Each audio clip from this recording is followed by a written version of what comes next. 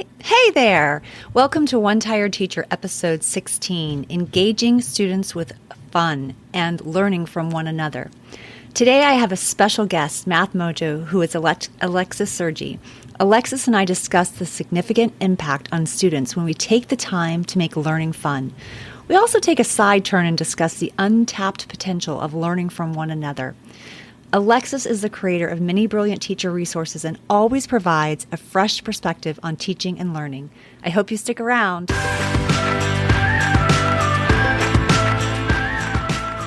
Welcome to One Tired Teacher. And even though she may need a nap, this teacher is ready to wake up and speak her truth about the trials and treasures of teaching. Here she is, wide awake. Wait, she's not asleep right now, is she? She is awake, right? Okay. From Trina Debery Teaching and Learning, your host, Trina Debery. Hey! So last week on One Tired Teacher, I started a new series on high engagement in the classroom.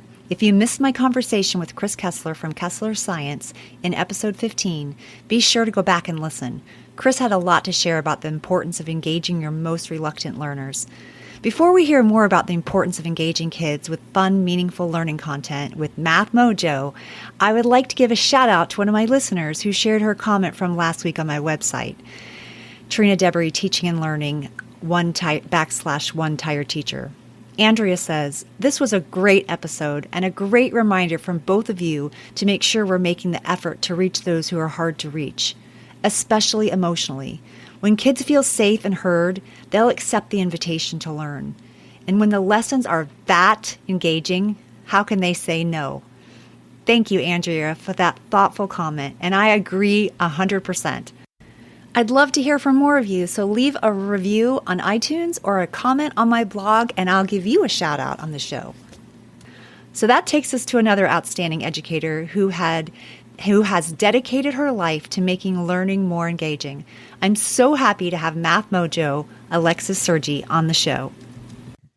Alexis and I have known each other for over a decade. It's been quite a while. It's getting closer to 2 decades, actually. And we've had a long history together of teaching and being on a leadership team that opened a school. And we've also shared some very personal moments of births with babies and divorces for me, or divorce, and all kinds of life events. And she is just an amazing person, and I'm very excited that she is here today. Alexis, welcome to One Tired Teacher, and I'm so excited that you're here, and we would love to hear a little bit more about you. Can you tell us a little bit about yourself? Well, I have taught, I've been teaching on and off since 1998, and I've basically taught from kindergarten to college. I started out teaching 101 classes and thought kids were much more interesting. So I started teaching, I changed, totally did a 180 and started teaching elementary, went in to get my master's for elementary education.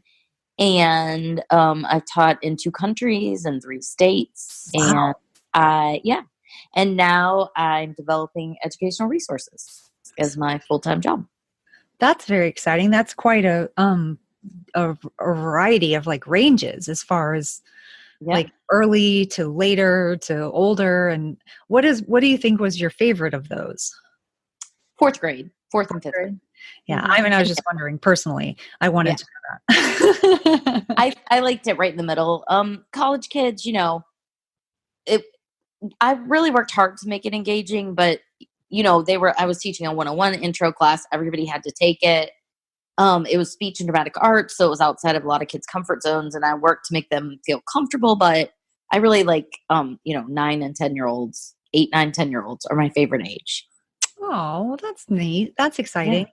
And I know that you have a very successful store on Teachers Pay Teachers called Math Mojo, and you sell some incredible resources on there. Definitely things that make kids fall in love with math, which which I think can sometimes, for some kids, it's definitely their favorite subject. And then for other kids, it's a little bit difficult, but you have figured out how to make all kids love math.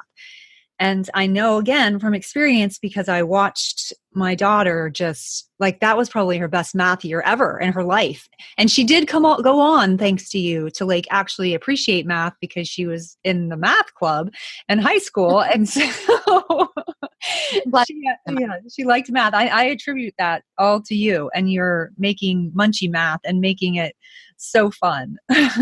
Well, it all started with making resources I started making the things that I really wanted and needed for my own classroom. And I just wasn't finding them from big publishers. So I spent a lot of time making things. And then that really made me realize that that's really where my passion lies, in developing resources and planning, engaging things for kids. That's exciting. So do you still, because I know this is another thing that I know, because one time I walked into your classroom and you were dressed up as, I think it was Bob the deflated balloon or something like that. And you were teaching a writing lesson, and it was so hilarious about, I think kids not adding like voice or details or something to their writing.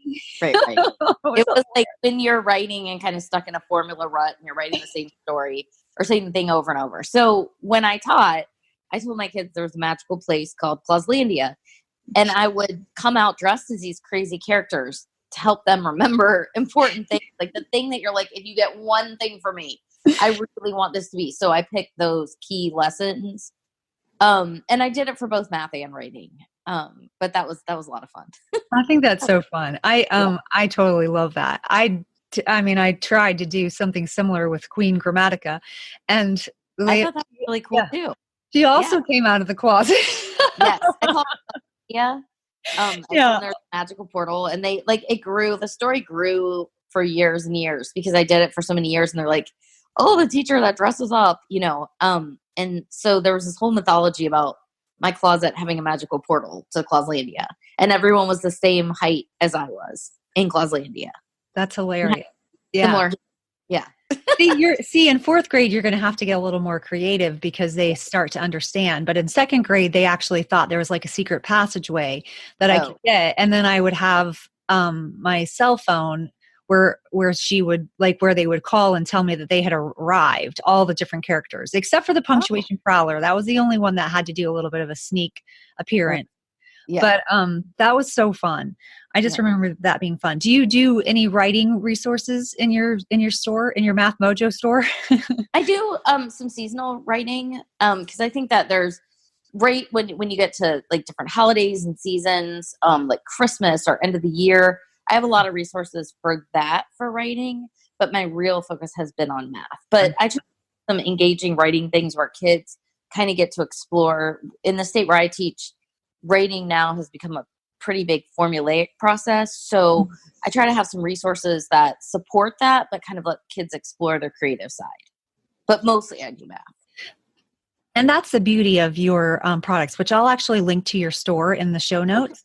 But I definitely think that's the beauty of it is you take, even when there's like something that's mandated, such as like a formulaic or whatever, type of writing. Like if you're mandated to do this formula writing, you take that and you go along with what they're supposed to be doing, what teachers are supposed to teach, but then you add an element that allows kids to fall in love with it. And that's the thing that I think is so special about you, about what you create, and also about you as a teacher. I know that I think that has a lot to do with, I believe it has a lot to do with engaging students. So why do you feel that it's so important to engage students? Well, I'm just going to be super honest. Like long division sometimes is boring, and for learning your multiplication facts, it's not. If you're just expected to just sit and never move and just do worksheet after worksheet, I think that kids. I mean, that's not connecting anything to kids and what kids need and what they enjoy. Now there are times you have to sit down and do some long division or long multiplication or addition or subtraction, but I think what I try to do is make it engaging and fun and give teachers lots of options to get kids moving. And, just a whole other piece of this is I feel like in school, it's getting more and more prescribed how we spend our day and how much time you spend on things. And I think that by really engaging kids, we're practicing some of those skills, like life skills, like how do you work with a partner? How do you interact with people? How do you win and lose with grace and dignity? How do you, do a lot Yes. of those just basic life Mhm. skills? And how do you develop strategies and solve problems while playing games? And a lot of those basic life strategies are not included in modern day curriculums. And so I think that we have to find a way to still inject those in. Oh, I totally agree with you. And that comes down to like teaching the whole child Yeah. and like trying to have a plan for them to fall in love with learning forever for like the rest of Right. their life. And I I agree. think that is so important. Um, so you're talking about some of those prescribed programs and things that have to be done certain ways. Do you find that to be an obstacle to creating engaging lessons for students? Well, I think that there's always a way to figure out how to engage kids. Mhm. So I think that it can be a challenge, but I'm up for a challenge. I taught Mhm. for years with a really prescriptive writing program, and I still came in, I added Bob the Balloon to my lessons, or even though I had a really scheduled math map, I found ways to spiral and spiral their learning, do lots of practice, do games, do reviews, and get them up and moving with things like Scoot. So I think that it definitely makes it more challenging. Mhm. But I think that if you have a little bit of freedom in your classroom, that you can still be the teacher that you want, and Yes. at least in small ways, if not every minute of the day. You got to find it. You just have to find Yeah. it, which takes a And little bit more work. yeah, I mean, yeah. and so what do you think is the most challenging obstacle? Um, the most challenging obstacle to what? To being able to create those kind of lessons or to be able to reach like all different kinds of kids. I think it's probably time and being able to plan and find the resources. Mhm. I think that would probably be it, and that's why I started creating the resources for TPT, and now why I do it full time. I had a really great principal early in my career, and she said to me, "It really doesn't matter what program we pick. It really doesn't matter as much as teachers' enthusiasm and how teachers present it." And I Mhm. definitely think there are some programs that are better than others for sure. But I Yes. think I've carried that with me throughout my teaching career, because I really think that as a teacher, it is what you make of it. And sometimes it's hard, but I think that you can work really hard to figure out a way to make it more engaging. And that's why, like in my Math Mojo store, for example, I mean, I'm a mom of 3 kids, Mhm. teaching full time with 3 small children, and like trying to get dinner on the table and get the kids to their sports practices Yes. is nearly impossible. So I really learned how to do things with like little preparation but high engagement. Or, I learned a whole bunch of tricks. But I think time is the biggest obstacle that a lot of teachers have. We all know what we would like our classroom to be You're right. like, but it's just having the time to do it. Especially when you're teaching all the subjects in elementary school. Yes. So okay, so if you have people that are teaching multiple subjects, then I think you're absolutely right too. Like that makes it even harder because you Yeah. want to do engaging activities and lessons and you have all these exciting ideas in your mind, but the roadblock of time becomes like a roadblock that's really difficult to get around. That's why I think stores that are found in Teachers Pay Teachers, I think that's why they're so beneficial and why they've also been successful because they've been able to give teachers back some of their time. Well, yeah, and I mean, I remember when I was teaching everything, and my kids still are little. I mean, I still have school age children. But it was like a juggling act. I was like, we were supposed to do phenomenal reading lessons, phenomenal writing lessons, phenomenal math lessons, and don't forget social studies and science will really engage the kids. And it was like, and it was a really big juggling act. Absolutely. And don't forget to differentiate because you got to do that on top of all of that. Got to have the gradual release responsibility And model small in there group. as well. Yeah. And small group. Yeah. And so, that might not be for every teacher, but I think for many teachers, just having the time to do everything they want to do in the classroom and have engaging resources for every subject, that's just challenging, I agree. especially the elementary teacher. So, what type of strategies or tips or ideas would you give to the listeners to make learning fun? Well, I think starting with, if you're at the basic level of you just are a new teacher and you just have like a math textbook, I would say find one thing to get really good at. You could get really good at doing math games, do a fun Friday, or, have a fun Friday math game and interject it into your centers the next week. Or you could get really good at like making math PowerPoints. I think that a starting point is Mhm. like gradually adding things to your teacher toolkit and getting good at one thing at a time. Okay, If that you makes try to sense. put it all on, you could potentially go crazy. No, you're right, and I think that was a key factor for me. Like, I would get really excited about something that I learned in to teach writing, and then all of a sudden I would be doing that for my reading lessons, and I would also want to make math fun, and then I would be trying to do this new thing in writing, and then, well, how is it going to teach social studies? And it was overwhelming. I felt overwhelmed sometimes about things like that. So I think that makes a lot of sense to take one thing at a time and focus on something. Like, if you want to incorporate escape rooms in your classroom or you want to do games in your classroom, then get really good at making that Yeah. one thing. And maybe even Or even starting with just, one subject. like maybe you don't even have to be the person that makes it, but you learn how to like manage like all the parts and pieces of a game. Or Yes. you might get the games from your math series, you might get the games from TPT or the escape rooms or whatever you're doing, but becoming a really good manager and facilitator of those things too, and routines and procedures. Like if you're going to have a more engaging classroom, routines and procedures are really key. Yeah, Um, I agree. Keeping it from being chaos.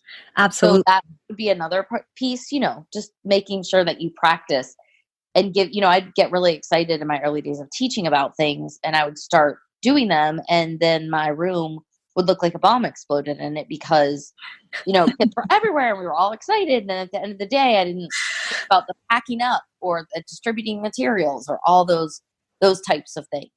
Yes, and those are really important. And Yeah, sometimes I think we have to utilize our strengths as well. Like, maybe the making of the game isn't our strength, but the facilitation of it is. Or maybe we're really good at organization or just determining all those procedures and routines, but we need help with the creative aspect, which is right. definitely where like something like your store would come in. So I think that makes a lot of sense. Well, Um, I was more the creative person, and I mhm. had to like really rely heavily on other people to learn. I shared a classroom with someone for a couple of years.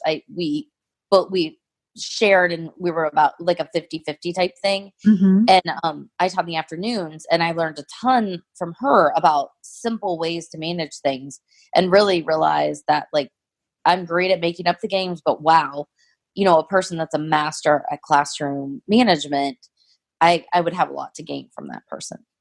Yeah, I love that though. I think it's interesting that you mentioned that about sharing a classroom. I mean, and then that's kind of like, I mean, you actually shared a classroom and Yes. you've also done platooning or departmentalizing, which Right. I've d- done platooning with a partner. And you kind of see a lot, it really helps you. Even when I mean, both of us were farther along in our career when we did that. And it's interesting to see, like, wow, I have so much that I can learn from another person. Right. And we really don't as educators, at least in America, have that time to take the peek into anyone else's classroom or really see often how people run things. And it's amazing what we could learn. Probably, that's probably the biggest untapped potential in American education is each other, as I the agree. Yeah, because as there's the expert. yeah, Because that we're just having never referred to as the expert, and actually when we are, it's sometimes it's frowned upon, like, "How right, dare you?" Even with a store, like, "How dare you create a resource and not share it with everyone in the world for free?" And, I mean, we have got a lot of that going on, and we don't lean on each other and learn from one another. We're really not given enough time, and we're really not right. considered an expert in some cases. Yeah, I mean, when I'm thinking back to teaching, you have a short planning period and lunch, but for me, lunch, it was sometimes you had to make the decision: do I use the bathroom, eat lunch, use the bathroom, make a phone call, or eat lunch and make the phone call? It was like not always all three were, you don't always have time for all three. No, you're right. You kind of have to prioritize, and that is Yeah. difficult. Like, and So, going to the bathroom is priority one, in my yeah. opinion.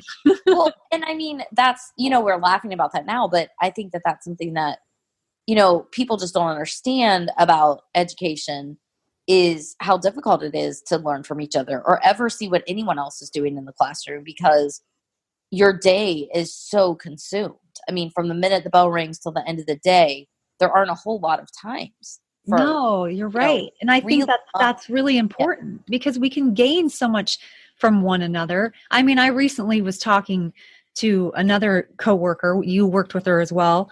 And she was on as a guest, Melanie Redden, and we were talking about, and we were actually her show at this point has, well, at this point, I guess it would have aired already, but it's episode 8 talking about team building. And we were discussing how important it is to like learn and like to value one another and to learn from each other. And I'll also, link to that one in the show notes. But I one time had her come over because I was having a really hard time teaching my kids double-digit subtraction with regrouping, which I could have used the help of Math Mojo. But at the time, I had the help of Melanie, thank goodness. And she'd been teaching for, a lot less years than I had, but she was really good at it. And instead of like staying in I will figure this out all by myself and I can do it and I'm not going to ask anyone that's taught less than I have, instead of having that kind of mentality, I took her strength and I'm like, please come help me. My kids are not getting this. I need help. And I had her come over and she actually taught a lesson in my room. And, the administrator came in, of course, when this was happening. And I'm like sitting back in the back of the room and he's probably thinking, what are you doing? But I needed to see it. I needed her to model it. And I also needed my kids to gain the insight that she was like so clearly giving her own students, and I needed help. And I think like doing things like that, like, I think it's really important to be able to see each other, and we don't have the time, but I think that we need to figure out how to make the time, because those kind of opportunities are priceless. Right. Well, and I think things like your podcast are opening the door, and like blogs and podcasts are opening the door to a lot of conversations about that. And people are opening up their classrooms. I mean, for the first time ever since, the internet, I can get a peek in someone's classroom in Iowa or listen to a podcast about how someone in Florida, where I actually am, but how someone in Florida manages their classroom versus someone in West Virginia or California. And we can hear some of those conversations that I think are important and affirming to have. I agree. We just often don't have time. It's that the whole time factor. You're right, which hence the podcasting, so that when you're driving and you're trying to steal any few minutes, then maybe you can in that case. Or while you're cleaning your room because you didn't have that policy or procedure in place and your room is a disaster, you can be listening to a podcast. Well, I mean, kids still sneeze like on your table. That's true. Yeah, so that's true. Doesn't matter how many policies and procedures you have. It is like a kid's going to sneeze on your table and your mouth will be coughed into, and some kid's going to spray it, say it at least once right directly in your face. Probably when they're not. It's just a fact of teaching. So. You're right. And usually when they're sick. Yes, definitely. Definitely when they're full. Oh my goodness. For them, yes. Someone threw up in my purse once too, but that's another story. That's disgusting. Yep. Yeah. I no longer have that purse. They can tell me they need to go to the bathroom, and then I guess my purse was the nearest thing, and so they threw up in it. I have not heard that one before. That is really gross. Yeah. Well, I definitely think that you touched on something that was important, and that's learning from one another, or even spending time with your colleagues or your coworkers. Yeah. I mean, I can remember, and I know you're going to remember this, when the first grade teachers used to have a sleepover at school, and you and I stayed and we slept over because my daughter was in first grade. And so we spent the night in my room, and we were so excited about getting all of our end of the year things finished and be ready for the next year. And but even just spending that time together, like I saw what you were doing, you saw what I was doing. And yes, we were in totally different grade levels, but I mean, it definitely gave me more ideas. Yeah, too. Yeah. Yeah. And it was fun. It was so fun. Can you even imagine like the amount of like free work that we did at that time? A lot. It was a lot. I always had what would be a great beginning of the year team builder instead of like 4 corners or hand ups, one of the traditional first staff meeting is every team gets together and like decorate something or make something for their classroom or talks about that kind of stuff in a real way that like they're actually going to hang up in their classroom, not just like turning in a sheet to the principal saying they did it, or, you know, something like that. That would be like the ultimate team builder. Like, let's get ourselves ready for this year. Let's make covers together. I love that. Yeah. Instead of, that would be such a team builder, because you like, we're all going to like decorate each other's hallways or whatever you need to do to have something taken off your plate and make it fun at the same time. Yes. That's what I always thought. Yeah. That's a good idea. When we did team builders, I always thought, you know what my ideal team builder would be? Like, let's get some work done together. Yes. You know? Yeah. But we do tend to go off into our own little corners and spend a lot of time alone, which sometimes teaching can be a lonely profession when we do things like that. Well, they say, you know, there was that thing that said, shut the door and teach. And yes, but I think that works in some sort of situations. And there have certainly been years in my career where I kind of just had to shut the door and teach. But like, I feel like that is a recipe to wither on the vine, and we need to open our doors to one another and find, like, you know, I found you my first year at the school where we started together. And because I needed someone that fed that side of me. And, you know, it didn't work. It doesn't work for me. I'm a social animal and I need to open the door.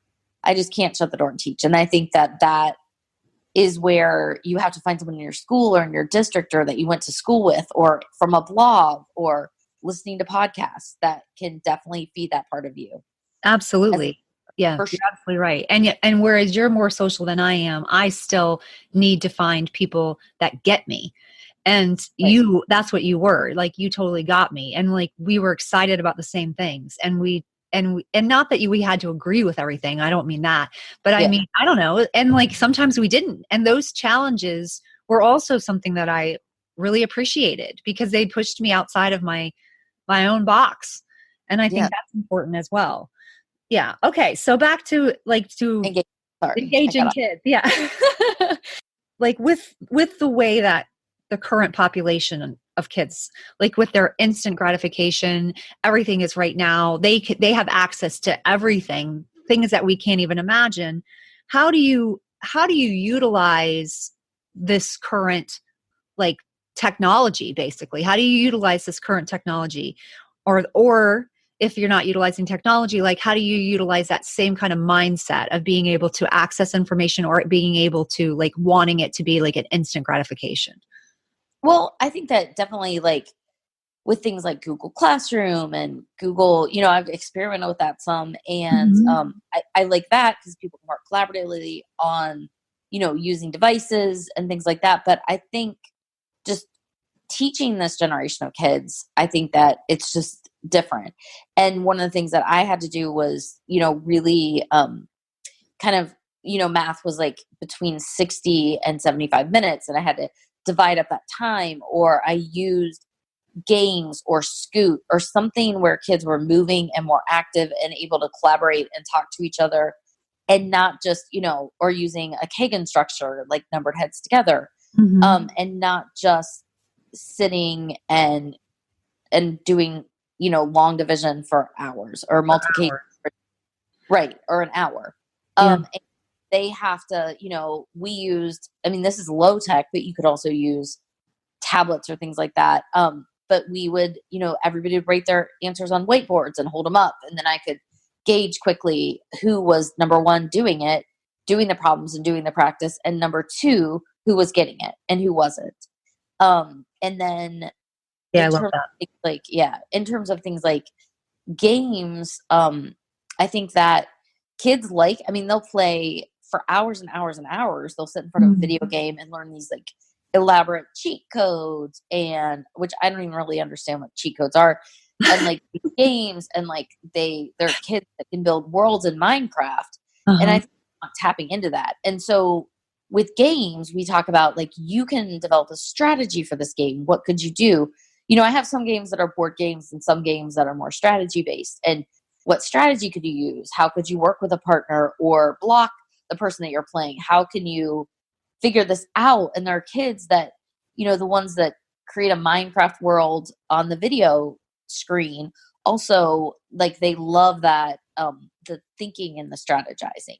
So I think you have to tap into the way of thinking. Mm-hmm. It doesn't necessarily have to be replicating like a video game or any of that, but tap into that type of thinking. And also, I think that activities and lessons have to be varied and shorter.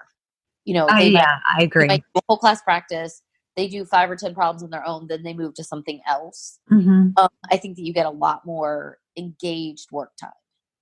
I think you're right. Working. I think those, and like broken up in that, like in those quick, like little quick transitions. Yeah. Something else. I think that's definitely a huge key, especially to this generation of students. Yeah. And physical, because it can be a really long time. Mm-hmm. Like I might physical. I'm sorry, I missed that. Physical what?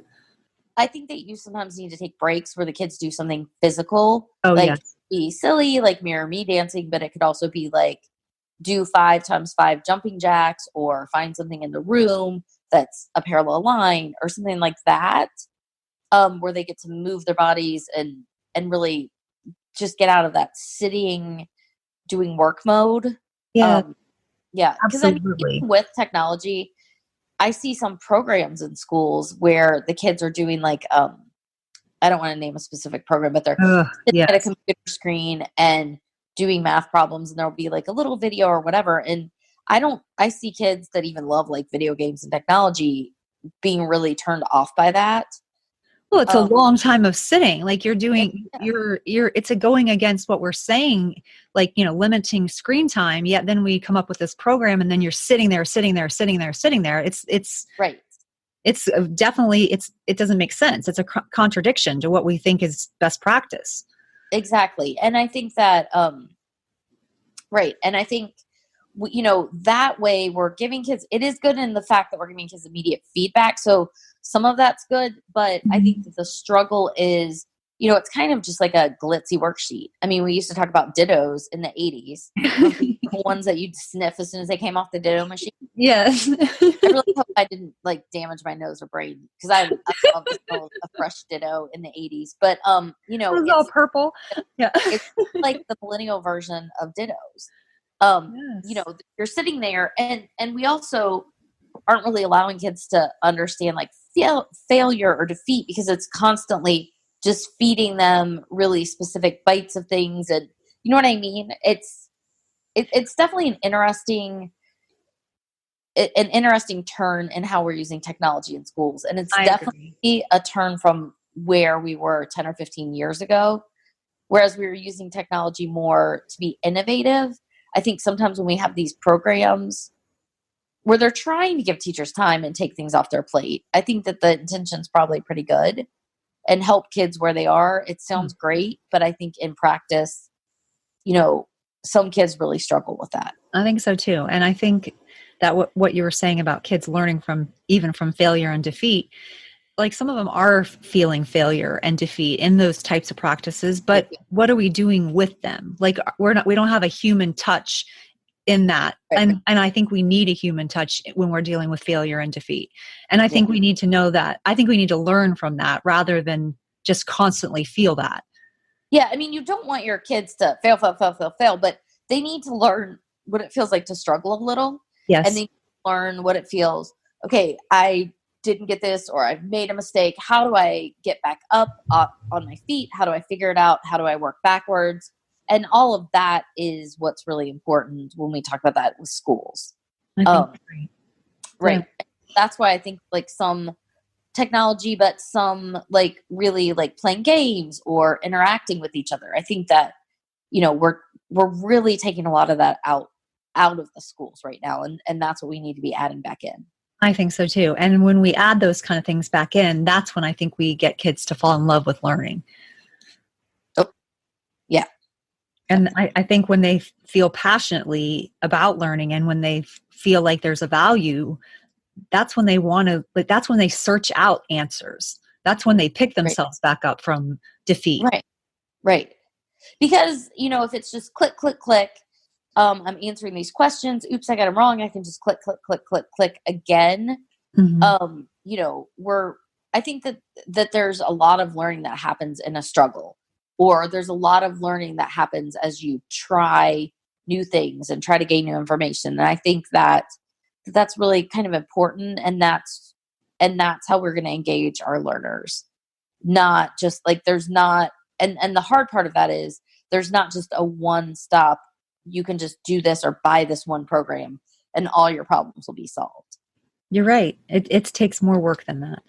Yeah. Well, I really appreciate this conversation, and I'm sure that the listeners will too. You've said some really important things, and I thank you very much. Well, thank you for having me. It was a pleasure as always to speak with you.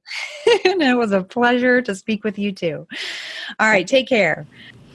Thank you for sticking around. I hope you enjoyed this conversation as much as I did. Alexis always brings insight into education, and she always makes me laugh. I'd love to hear your thoughts on opening the door to other teachers and learning from one another. Leave a review, rating, and subscribe so you don't miss a thing. Next week, we'll be continuing on our high engagement journey. I hope to see you then. This one tired teacher is feeling wide awake, so I might need some calming tea. Sweet dreams to you, and sleep tight.